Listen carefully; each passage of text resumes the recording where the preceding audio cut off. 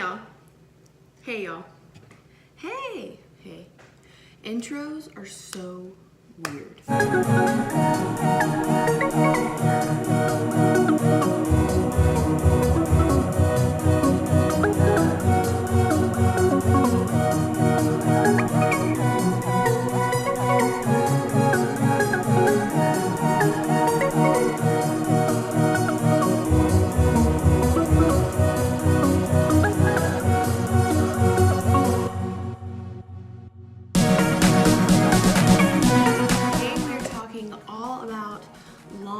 Luscious hair, and I don't really care if you think that this video seems like I'm bragging, because I 100% am, because you do not know what it took to get here.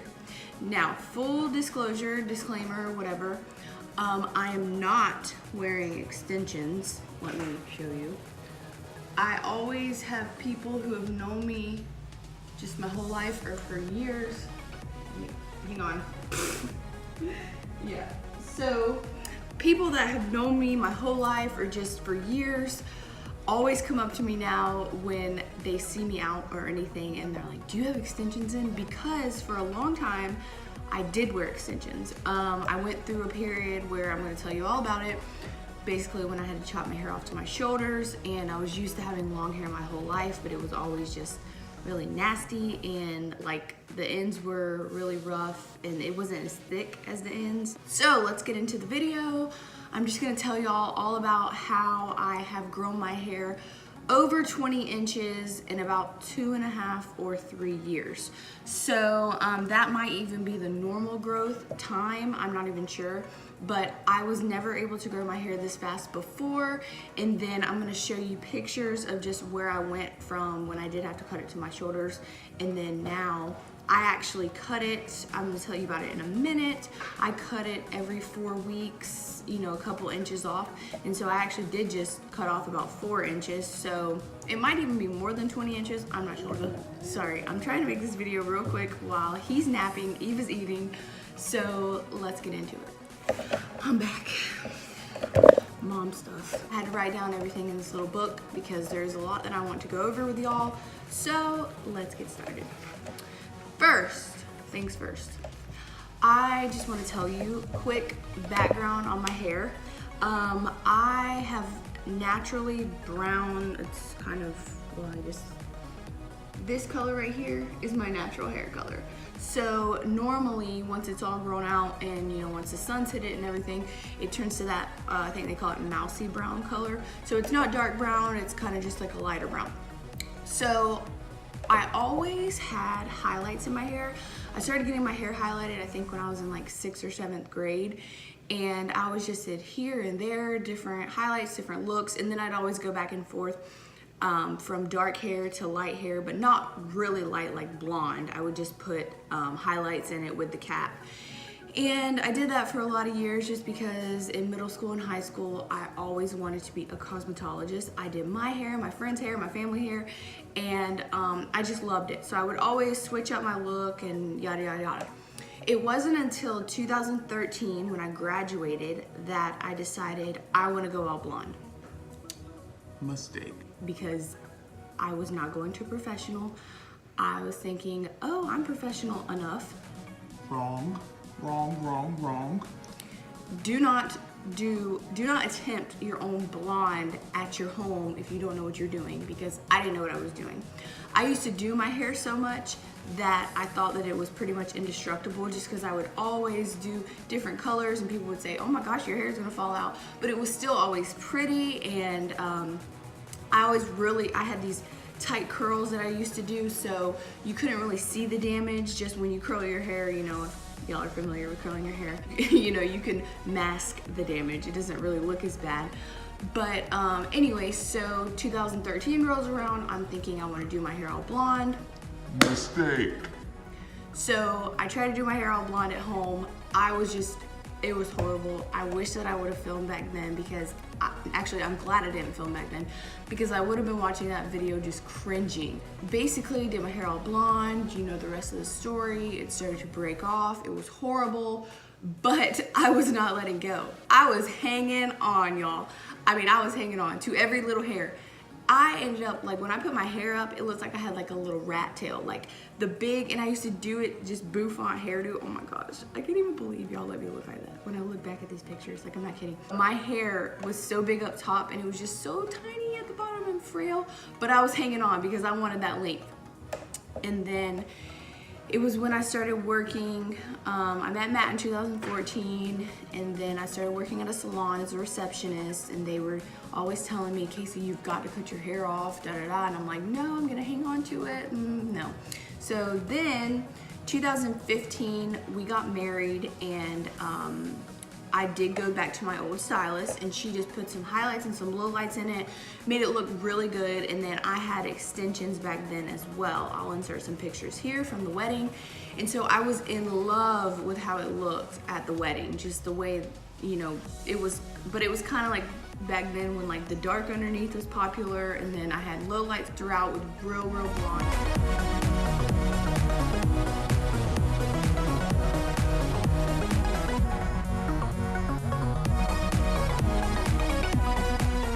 So it was still really short when I took the extensions out.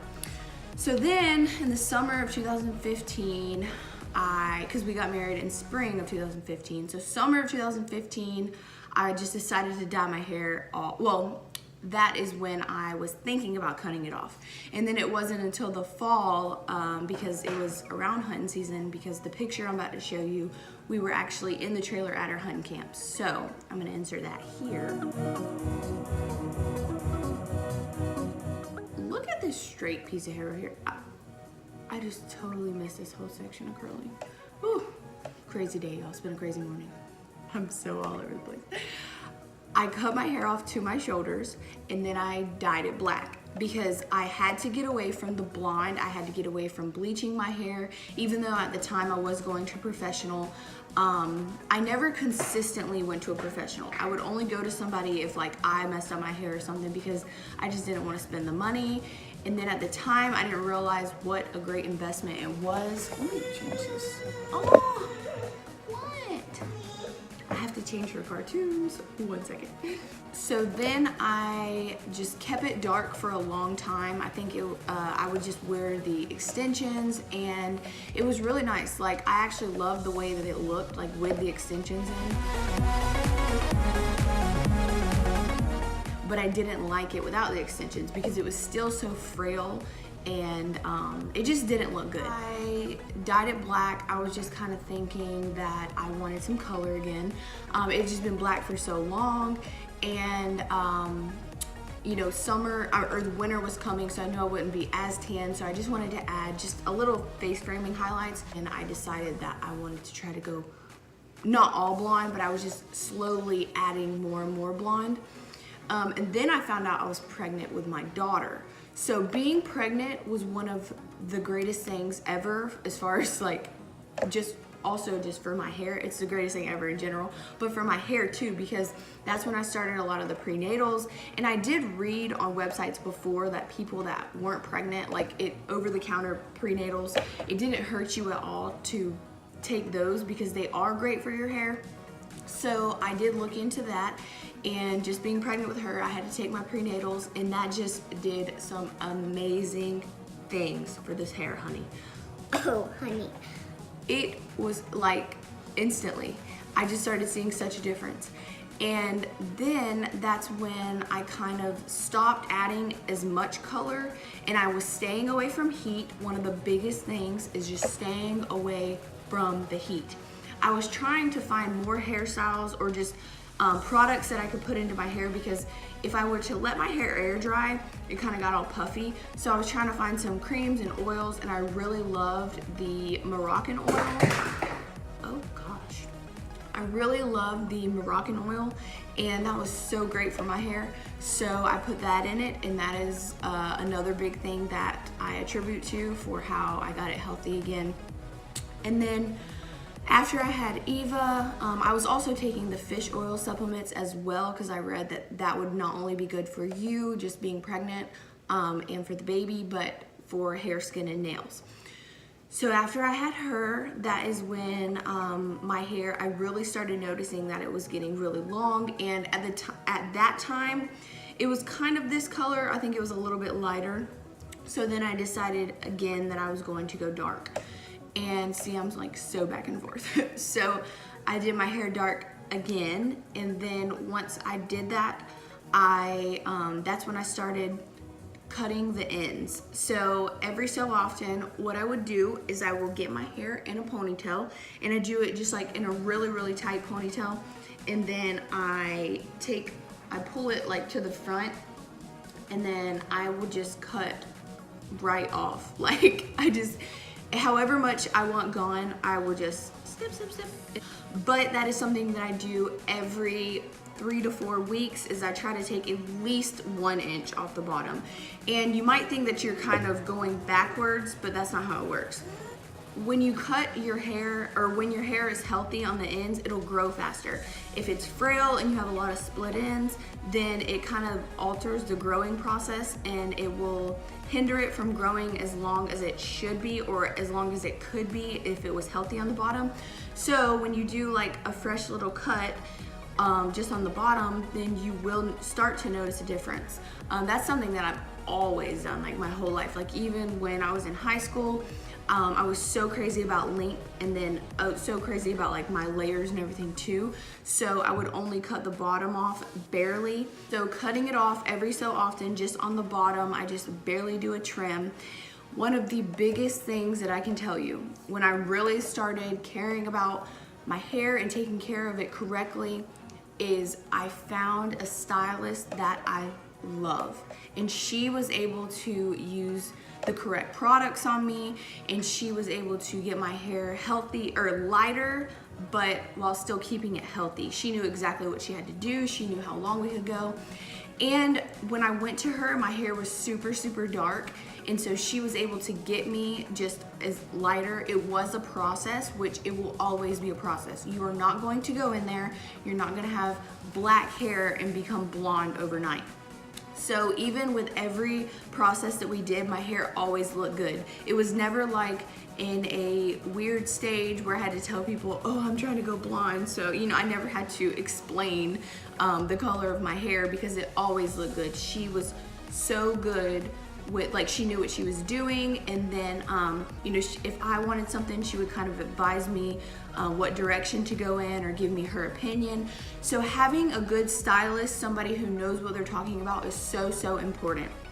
And then also, I switched from using, I still now use like drugstore hair shampoo and conditioner, but when my hair was really, really damaged, I switched to using more professional shampoo and conditioner. But that was something that I found too, is that once my hairstylist pointed out to me, I started to realize the residue and the buildup that's left on your scalp just from the normal drugstore. And not every drugstore shampoo and conditioner is like this, but the ones that I was using, I did realize that there was just such a buildup on my scalp, and that it was just, once you notice it, you can't unnotice it. Going to professional hair products was such a just such a big deal for me as far as my hair goes. Also, let me just pull out my little book, because I've been doing pretty good just trying to remember all these facts. But let me see.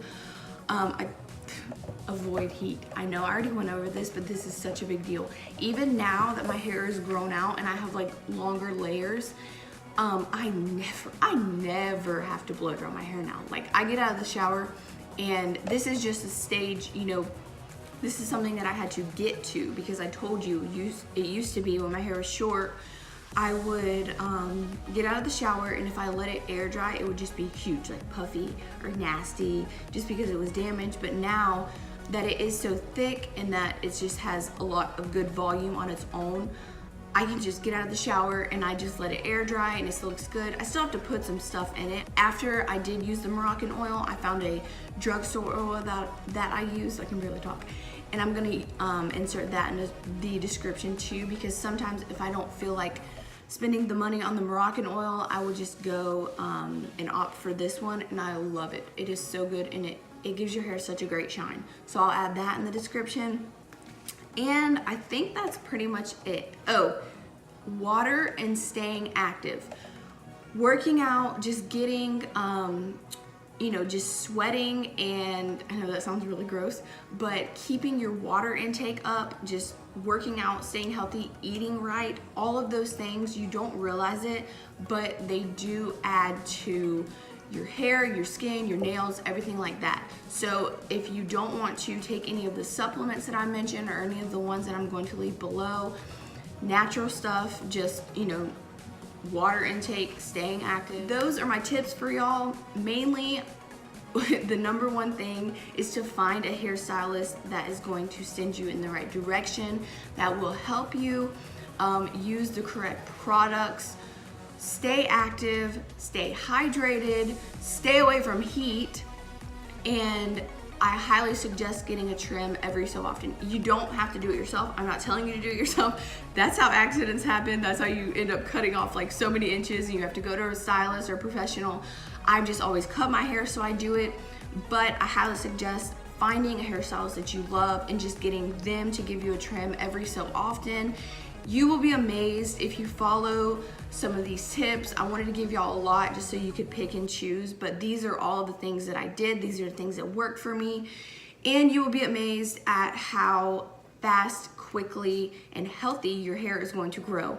So if you have any more questions, leave them in the comments below. I hope this video really helped y'all. Anyways, I feel like I've rambled on long enough, but that is what I wanted to share with y'all, and I'm losing my voice for some odd reason. But yeah, so if you want to learn how to grow your hair over 20 inches in 2.5 or 3 years, these tips and these tricks and everything that I mentioned should help you. Let me know about if you have some of your own hair secrets. I'm always looking to grow it longer, stronger, healthier. And that's the video for the week. I will see y'all next week, and have a great rest of your week. I said week 100 times. All right, bye y'all.